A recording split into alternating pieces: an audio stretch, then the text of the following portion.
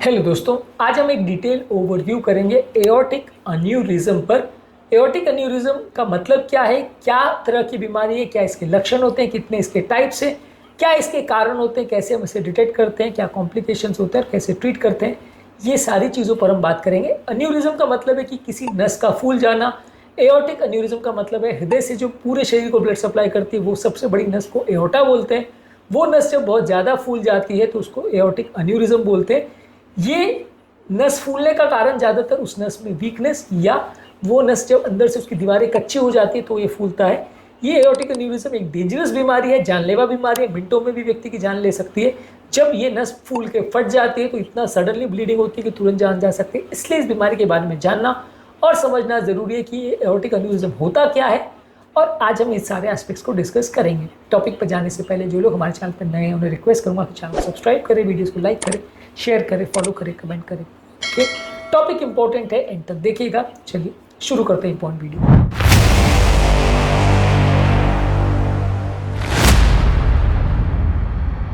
सबसे पहले जैसे कि मैंने बोला, अन्यूरिज्म यानी कोई नली का फूल जाना। एओर्टिक अन्यूरिज्म यानी एओर्टा यानी बड़ी नली का फूल जाना। एओर्टा हार्ट की या शरीर की सबसे बड़ी नली होती है जो कि पूरे शरीर में ब्लड लेके जाती है।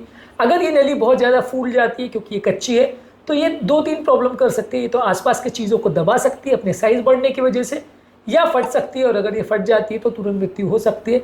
इसको 2 तरह से क्लासीफाई करते हैं। अब्डोमिनल एओर्टा अन्यूरिज्म यानी कि डायफ्राम यानी पेट की जो बड़ी मसल होती है उसके नीचे का पोर्शन जो पेट का पोर्शन बोलते हैं उसके अंदर नली फूल जाए तो उसको अब्डोमिनल एओर्टिक अन्यूरिज्म बोलते हैं। अगर थोरैक्स में यानी डायफ्राम के ऊपर वाले पोर्शन में एओर्टा फूल जाए तो उसको थोरैसिक एओर्टिक अन्यूरिज्म बोलते हैं। तो किस लोकेशन पे अन्यूरिज्म है यानी नली फूली हुई है उसके बेसिस पे उसको क्लासीफाई किया जाता है कि कौन से टाइप का अन्यूरिज्म है। अगर पेट में अगर किसी को अन्यूरिज्म है यानी अब्डोमिनल एओर्टा में, तो ज़्यादातर किडनी के लेवल के नीचे रहता है। इसको इंफ्रारीनल अब्डोमिनल एओर्टिक अन्यूरिज्म बोलते हैं। ज़्यादातर ये 65 वर्ष की आयु के बाद होता है। जो लोग स्मोकिंग करते हैं, जिनको बीपी का प्रॉब्लम है, उनको ज़्यादा होता है। ज़्यादातर इसके कोई लक्षण नहीं होते, ज़्यादातर को पता नहीं होता है। रूटीन जांच के टाइम पता चलता है। कभी कभार ये जब फूल जाता है तो आसपास की चीज़ों को दबाता है तो दर्द का एहसास हो सकता है। कई बार बैक पेन या नाभि के आसपास पेन या पेट में दर्द हो सकता है, और रूटीन जांच आप करते हो तो पकड़ में आ सकता है कि नस फूली हुई है। पर ज़्यादातर ये इसके कोई लक्षण नहीं होता। जब तक ये बहुत बड़े साइज का नहीं हो जाए तब तक पता नहीं चलता है। थोरैसिक एओर्टिक अन्यूरिज्म का मतलब है कि डायफ्राम के ऊपर वाली जो एओर्टा है उस पोर्शन में अगर नस फूल जाए, यानी कि हार्ट से जो कनेक्ट करने वाला असेंडिंग एओर्टा है, आर्च ऑफ एओर्टा है, डिसेंडिंग एओर्टा है, वहाँ पे कहीं पर भी नस फूल जाए तो उसको थोरैसिक अन्यूरिज्म बोलेंगे। ज़्यादातर ये जेनेटिक कंडीशन जैसे मार्फन सिंड्रोम और एथेरोस्क्लेरोसिस यानी कोलेस्ट्रॉल जमा होने की वजह से होता है। ज़्यादातर इसमें भी कोई लक्षण नहीं होते, पेशेंट को ज़्यादातर पता नहीं चलता है। नस बहुत ज़्यादा भी फूल जाए तो भी पता नहीं होता है। कभी कभार इसमें दर्द हो सकता है, खांसी हो सकती है, बोलने में तकलीफ हो सकती है, श्वास लेने में तकलीफ हो सकती है। अगर आसपास की चीज़ों को, जैसे कि अगर श्वास की नलियों को ये दबाने लगता है तो वो दबाव की वजह से लक्षण हो सकते हैं।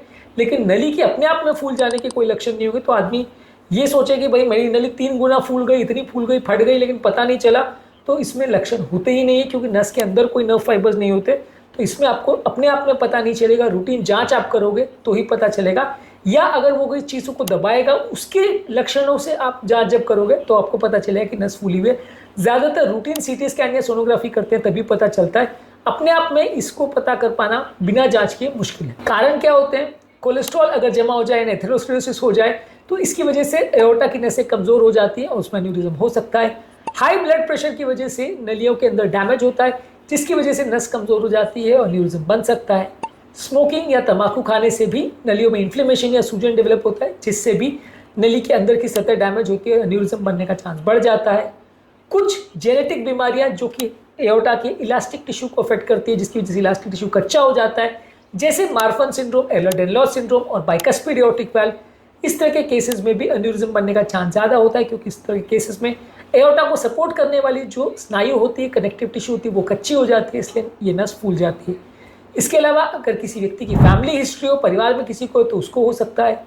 उम्र बढ़ने के साथ ये बीमारी बढ़ती है, 65 साल की आयु के बाद ज़्यादा होती है। मेल पेशेंट्स को कंपैरेटिवली ज़्यादा होती है। हालांकि फीमेल पेशेंट्स को अगर ये हो तो उसके रप्चर होने का या फटने का चांस ज़्यादा होता है, लेकिन होने में इसका चांस मेल को ज़्यादा होता है। अगर किसी व्यक्ति को चोट लग जाए एओर्टा में जिसकी वजह से नस के इनर लेयर फट जाए तो वैसे व्यक्ति को भी अन्यूरिज्म ज़्यादा हो सकता है। यदि एओर्टा में कोई सूजन या इन्फेक्शन हो जाए तो वैसे व्यक्ति को भी नस वीक होने की वजह से अन्यूरिज्म ज़्यादा बन सकता है। थोड़े बहुत इसके लक्षणों पर बात करें, अब्डोमिनल एओर्टिक अन्यूरिज्म में कुछ खास लक्षण नहीं है, हाँ, अगर बहुत बड़ा साइज हो जाए तो कई बार आपको पल्सेशन या नस जब हिल रही है तो कोई चीज़ आसपास की हिले तो पता चल सकता है, या पेट में या पीठ में दर्द हो सकता है, या सडन सीवियर बैक पेन हो जाए जब नली फटने वाली होती है।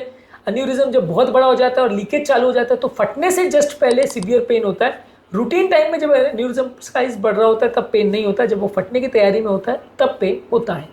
इसके अलावा थोरैसिक एओर्टिक एन्यूरिज्म में छाती में दर्द होगा, पीठ में दर्द होगा, बोलने में तकलीफ होगी, खांसी हो सकता है, श्वास लेने में तकलीफ हो सकती है। इसमें भी ज्यादातर केस में कोई लक्षण नहीं होगा। अगर हार्ट के आसपास है और हार्ट को कंप्रेस कर रहा है तो हार्ट फेलियर हो सकता है।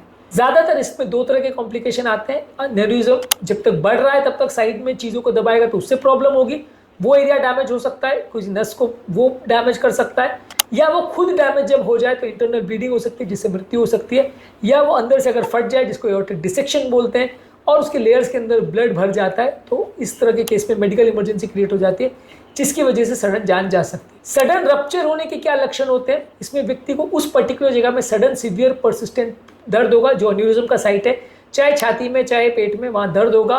इसके अलावा हृदय की गति बढ़ जाएगी, ब्लड प्रेशर कम हो जाएगा और सडनली आदमी बेहोश हो सकता है।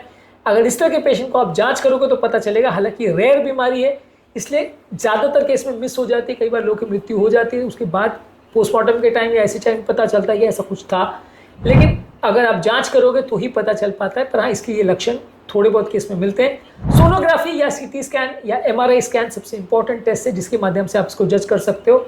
अगर आप सस्पेक्ट कर रहे हो ऐसा कुछ या किसी की फैमिली हिस्ट्री है, रिस्क फैक्टर्स हैं, तो ज़्यादा बार जांच कर सकते हो, तो आप पकड़ सकते हो इस तरह की बीमारियों को। ज़्यादातर ये रूटीन कोई और चीज़ के लिए सोनोग्राफी होती है या एक्सरे होता है या सीटी स्कैन होता है तो पकड़ में आता है।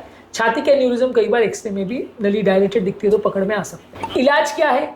ज़्यादातर अगर एन्यूरिज्म का साइज छोटा रहता है और नली का साइज थोड़ा थोड़ा अगर बढ़ रहा है तो हर 6 से 12 महीने में आप उसको रेगुलर मॉनिटरिंग करते हैं, रेगुलर सीटी स्कैन करते हैं, और बाकी सब चीज़ें जिससे एन्यूरिज्म का साइज इफेक्ट हो सकता है, जैसे लाइफस्टाइल चेंजेस है, स्मोकिंग बंद करना, ब्लड प्रेशर कंट्रोल करना, हेल्दी डाइट लेना, बॉडी के इन्फ्लेमेशन को कम करना, ये सारी चीज़ें करके आप इसके बढ़ने के चांसेस को कम कर सकते हैं, रेगुलर मॉनिटरिंग कर सकते हैं। बीपी अगर ज़्यादा है तो उसे कम कर सकते हैं, कोलेस्ट्रॉल ज़्यादा है तो उसे कम कर सकते हैं, इससे भी फायदा मिलेगा। जब एक बार एन्यूरिज्म का साइज बहुत ज़्यादा बढ़ जाता है और वो बहुत ज़्यादा साइज बढ़ जाता है, फटने का चांस बढ़ जाता है, तो आपको उसको ओपन सर्जरी करके वो एरिया को कट करके उसके बदले ग्राफ्ट लगा देते हैं। इसको ओपन सर्जिकल रिपेयर बोलते हैं। इसके अलावा एक एंडोवैस्कुलर रिपेयर भी होता है जहाँ पे एक स्टेंट ग्राफ्ट, यानी कि जैसे एंजियोप्लास्टी में स्टेंट होता है वैसा ही एक इसका भी एक स्टेंट आता है, बहुत महंगा और अलग तरह का डिज़ाइन का आता है।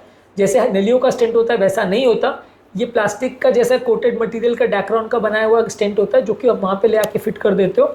इसके भी अलग तरह से प्रोसीजर आते हैं, कॉस्टली होता है, डिफिकल्ट होता है, बहुत अच्छा सक्सेस रेशियो हर केस में मिलता है ऐसा ज़रूरी नहीं है, लेकिन ये भी किया जा सकता है। जहाँ आप ओपन सर्जरी नहीं कर सकते फॉर टेक्निकल रीजन या ओपन सर्जरी अवॉइड करना चाह रहे हो, वहाँ पे आप इसको ट्राई कर सकते हो। लॉन्ग टर्म बहुत अच्छे इस तरह के केसेस परफॉर्म नहीं करते, लेकिन हाँ अगर ऐसा हो जाता है तो जान बचाने के लिए इमरजेंसी में आपको सर्जरी या एंडोवैस्कुलर रिपेयर दोनों में कुछ ना कुछ करना पड़ता है। ज़्यादातर अगर एन्यूरिज्म का साइज 5.5 सेंटीमीटर से बढ़ जाता है या अगर वो जल्दी जल्दी बढ़ रहा है पिछले स्कैन के कंपैरिजन में, तो आपको सर्जरी करनी पड़ती है। अगर कोई जेनेटिक अबनॉर्मलिटी है या कोई बाइकस्पिड एओर्टिक वाला है जिसमें जल्दी साइज बढ़ने का चांस है तो आपको अर्ली सर्जरी करनी पड़ती है। ज़्यादातर 5.5 सेंटीमीटर या 6 सेंटीमीटर से ज़्यादा जब इसका डायलेशन हो जाए तो सर्जरी करते हैं। नॉर्मल एओर्टा का साइज लगभग 2-2.5 सेंटीमीटर के आसपास होता है, जब उसका डबल से भी ज़्यादा साइज हो जाता है तो सर्जरी करनी पड़ती है। इसके अलावा आपको साथ में स्मोकिंग बंद करनी है, ब्लड प्रेशर को कंट्रोल करना है, रेगुलर एक्सरसाइज करनी है, हेल्दी डाइट रखना है, रेगुलर चेकअप्स करते रहना है, ये देखने के लिए कि कोई एन्यूरिज्म है तो नहीं, और अगर है तो साइज बढ़ रहा है कि नहीं। छोटा सा एन्यूरिज्म को आप तुरंत सर्जरी कर दो तो फायदा नहीं होगा, क्योंकि सर्जरी के दौरान भी रिस्क काफ़ी ज़्यादा होता है, तो इसलिए छोटे एन्यूरिज्म के लिए सर्जरी नहीं करते हैं।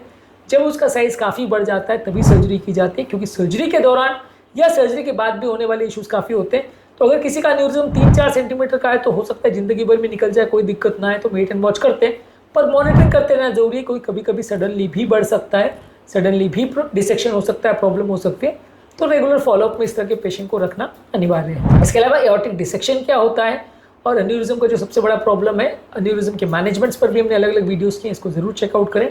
आज के टॉपिक में हमने बात करी एओर्टिक एन्यूरिज्म पर, हमने ओवरव्यू किया। उम्मीद करूँगा कि आज के टॉपिक में कुछ नई बातें जानने को मिली होगी। जो लोग हमारे चैनल पर नए हैं उन्हें रिक्वेस्ट करूँगा कि चैनल को सब्सक्राइब करें, वीडियोज़ को लाइक करें, शेयर करें, फॉलो करें, कमेंट करें पूरा।